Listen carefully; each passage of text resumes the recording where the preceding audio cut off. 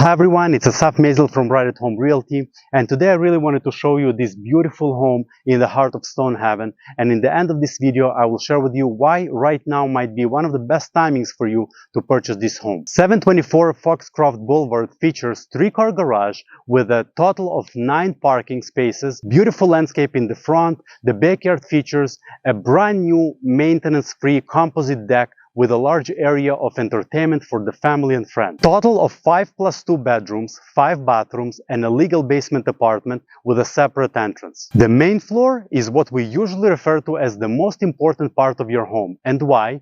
Because you spend 99% of your time right here. This floor offers a beautiful foyer with high ceiling, great size family room, dining room, and living room, and it also offers a main floor office. The second floor offers 5 large bedrooms and 3 bathrooms. Let's go through them real quick.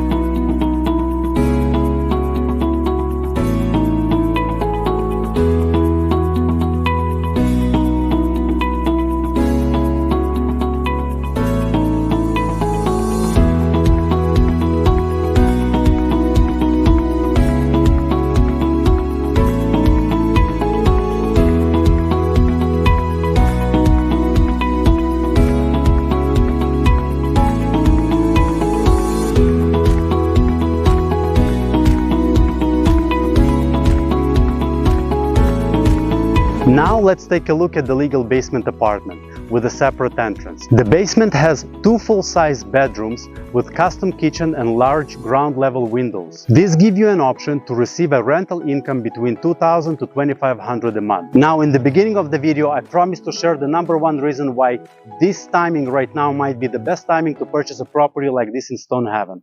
Well, overall, this neighborhood offers similar styles in houses, where they offer between 3,000 to 5,000 square footage with similar amount of bedrooms, lot sizes, and everything else that we see.